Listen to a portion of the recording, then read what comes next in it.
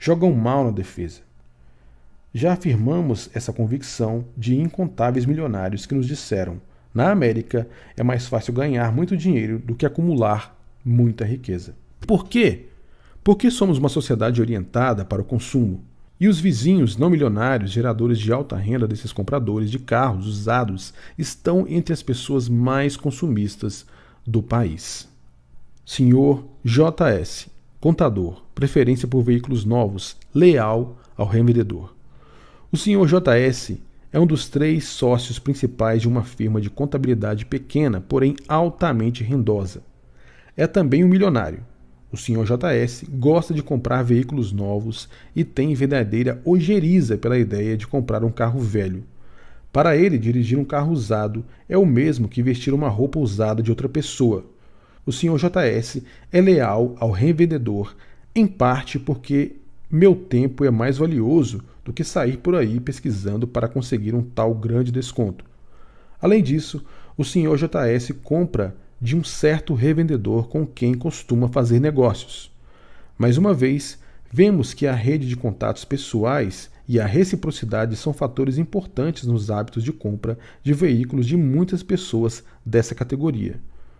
Como foi que o senhor JS conseguiu que o revendedor de veículos se tornasse cliente de sua firma de contabilidade, recomendando mais de 1 dúzia dos seus próprios clientes ao dono dessa revenda, antes mesmo de prestar qualquer serviço ao próprio revendedor?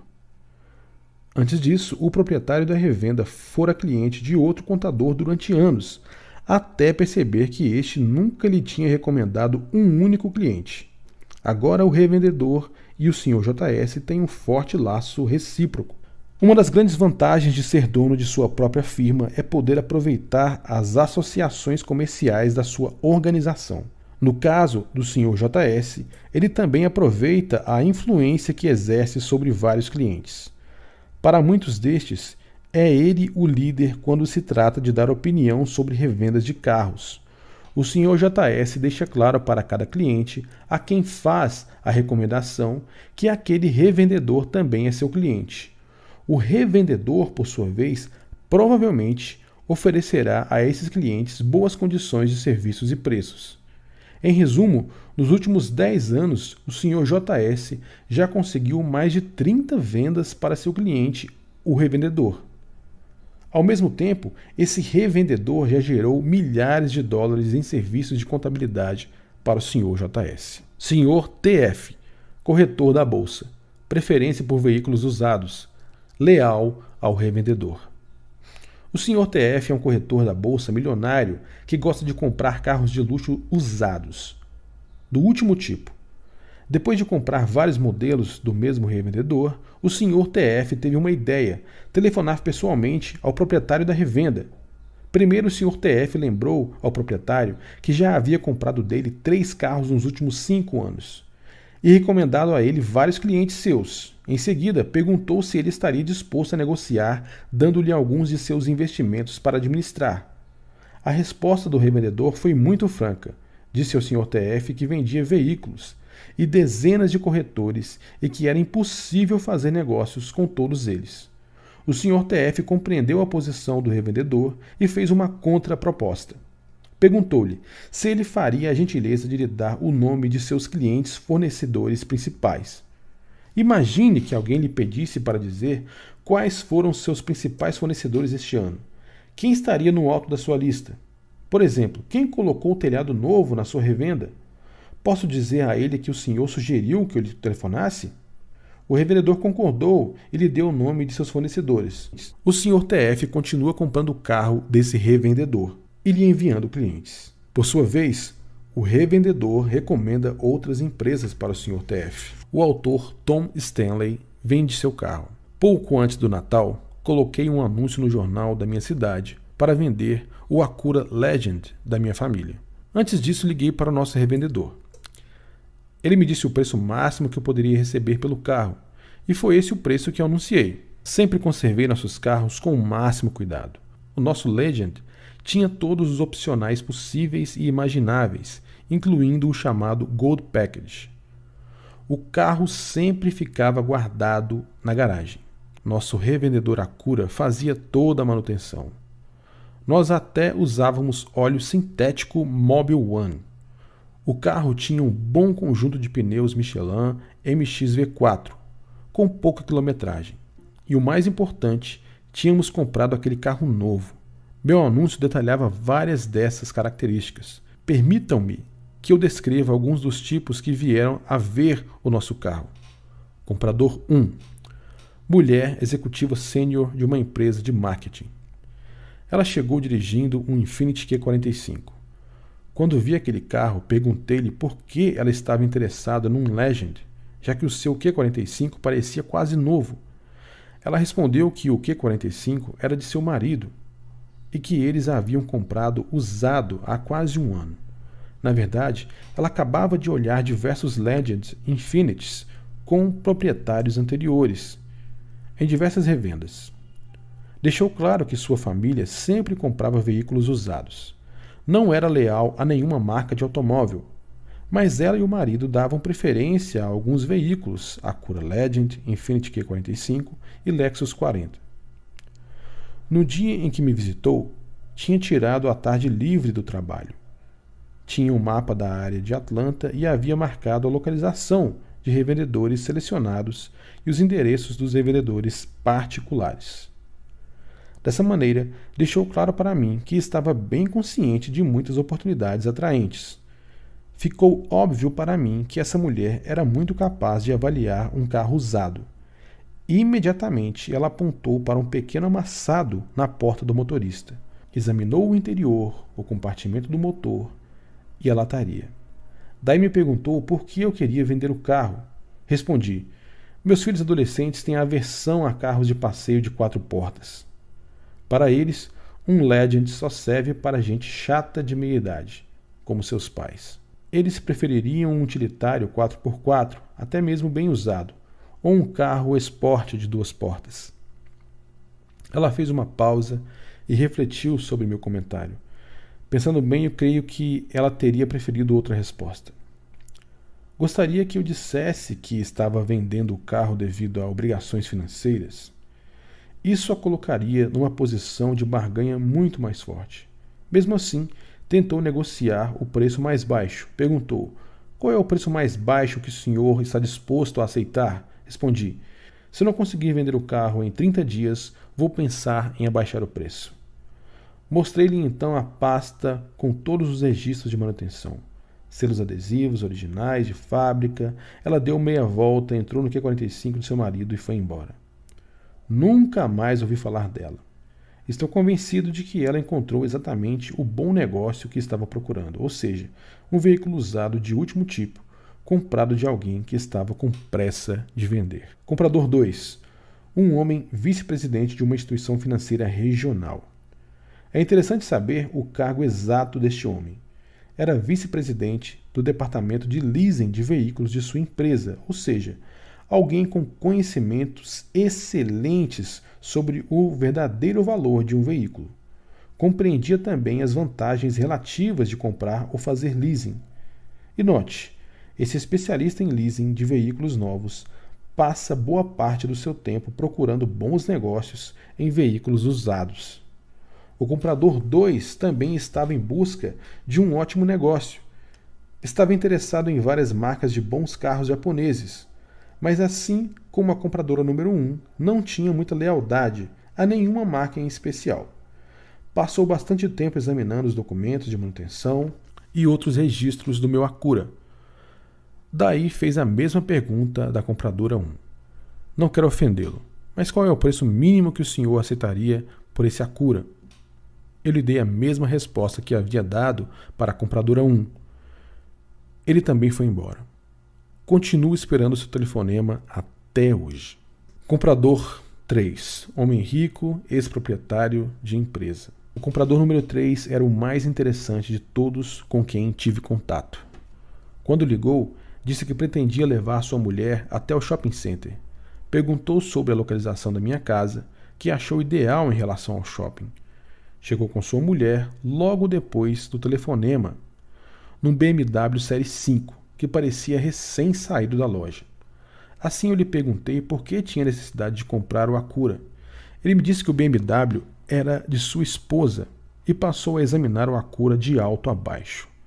Enquanto isso, tive uma interessante conversa com sua esposa. Ela me informou que o marido acabava de vender sua participação numa bem-sucedida companhia de software. Eram milionários. O marido continuava trabalhando como consultor daquela organização, mas agora tinha mais tempo para fazer outras coisas. Ela me disse também que seu marido jamais havia comprado um carro novo nos 30 anos do seu casamento. Ela está sempre à procura de bons negócios em veículos. Tem particular predileção por carros usados japoneses e alemães de boa qualidade, mas nunca, absolutamente nunca, tem pressa de comprar.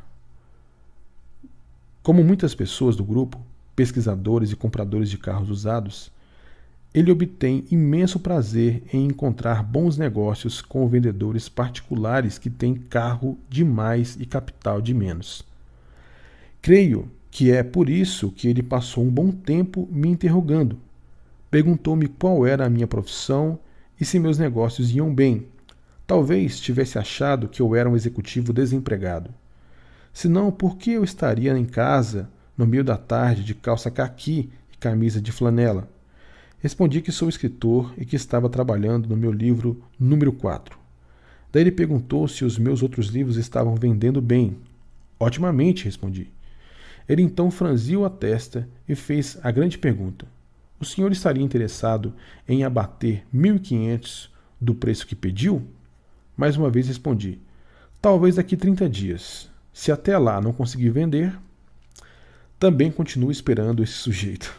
Ele apareceu impressionado com a boa manutenção do carro, de modo que logo antes de partir, perguntou se eu pretendia vender algum dos meus outros carros. Apontou para o meu Camaro Z28 de alto desempenho. Tive de recusar a sua oferta por esse carro também. Comprador 4. Mulher, professora. Não é interessante que um número desproporcionalmente alto de compradores de carro usados sejam professores secundários e universitários? A compradora número 4 me ligou no fim da tarde de sexta-feira, quando as tarifas telefônicas mais baixas de fim de semana entram em vigor. Tinha uma montanha de perguntas a me fazer. Depois desse intenso interrogatório, me informou que morava a centenas de quilômetros de Atlanta, lá na terra do algodão. Disse que estava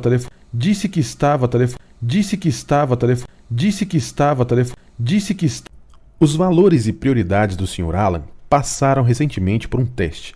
Várias pessoas a quem ele ajudou a sobreviver comercialmente resolveram lhe comprar um presente de aniversário muito especial. Que gesto bonito seria, pensaram eles.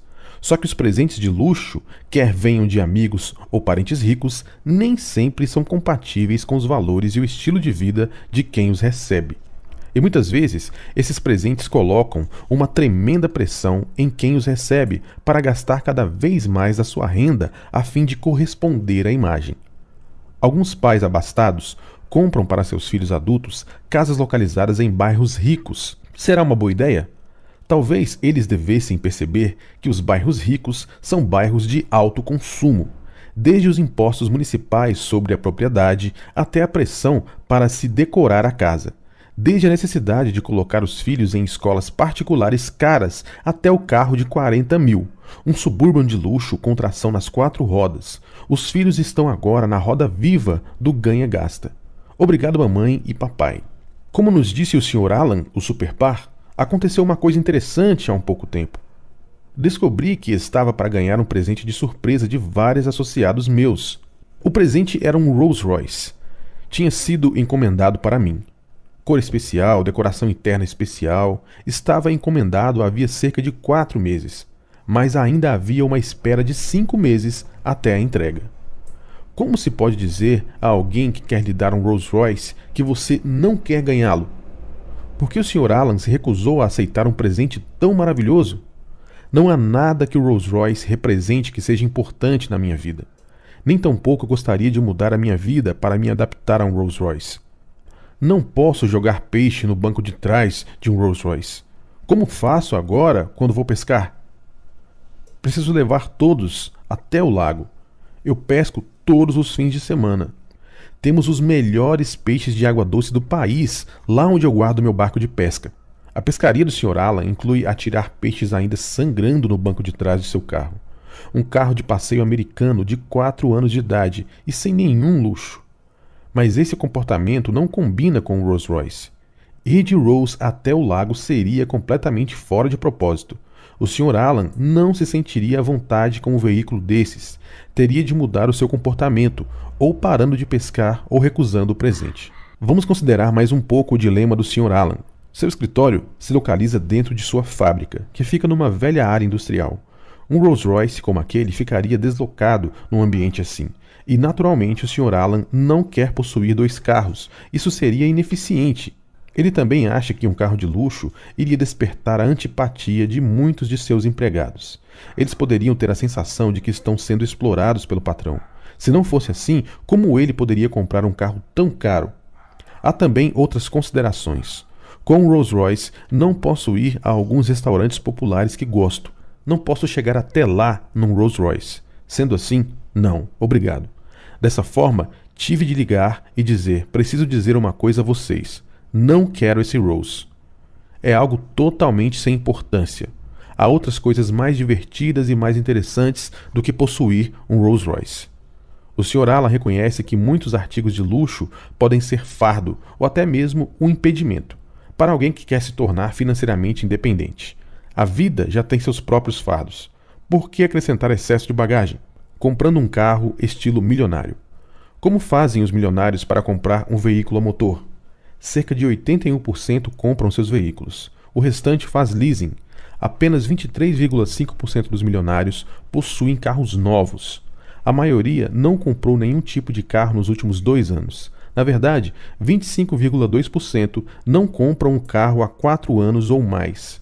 Quanto pagam os milionários por esses veículos?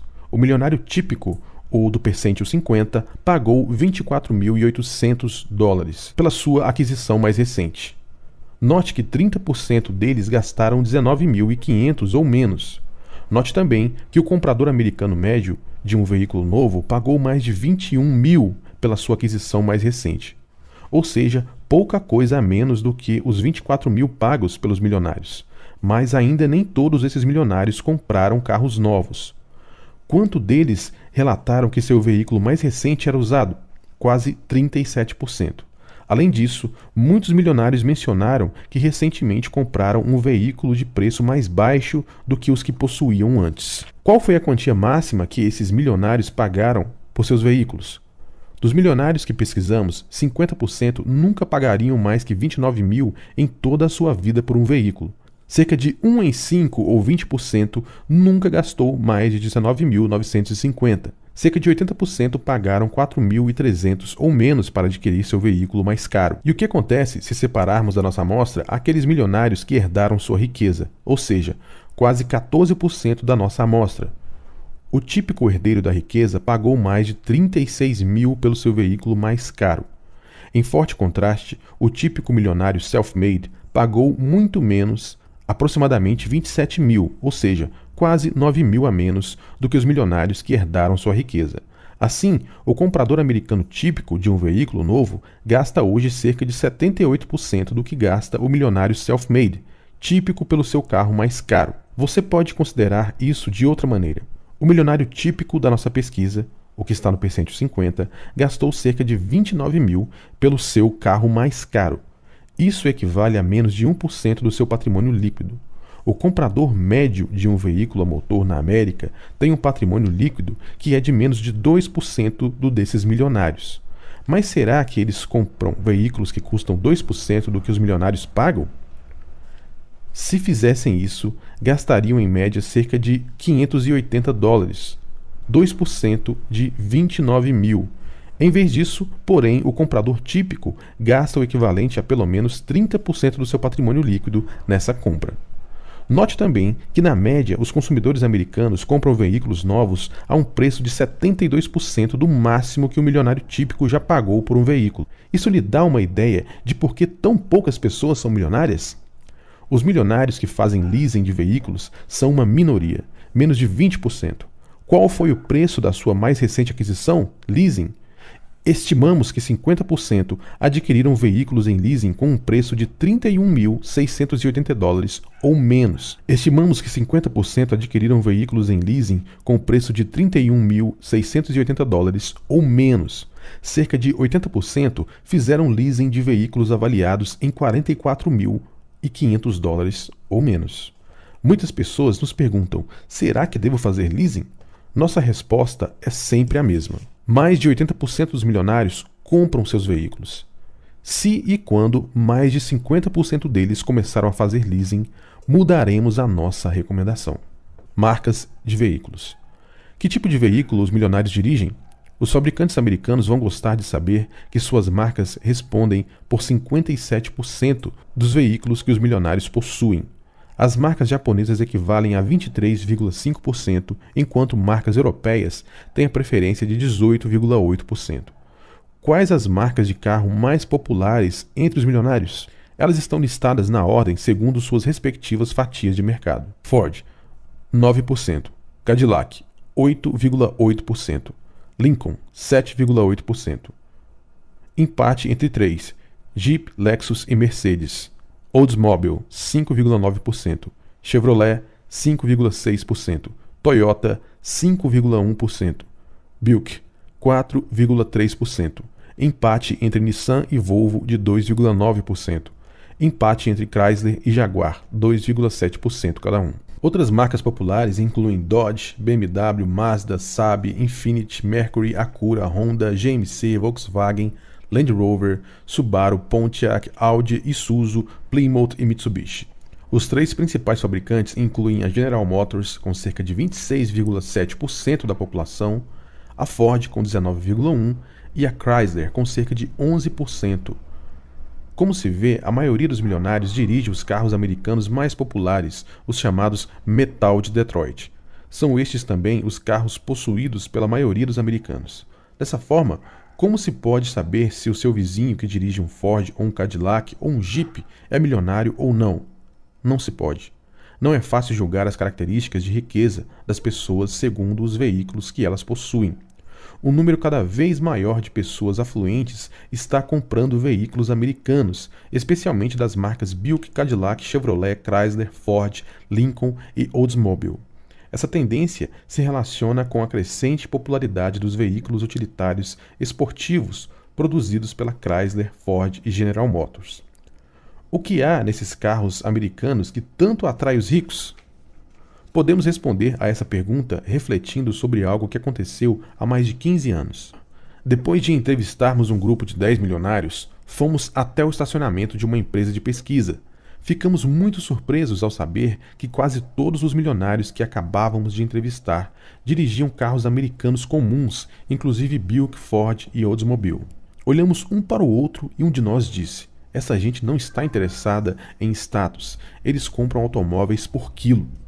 É verdade, muitos milionários americanos têm tendência para comprar carros de passeio que têm um baixo custo por quilo. O preço médio por libra, 0,454 quilos para todos os veículos novos, é de 6,86 dólares.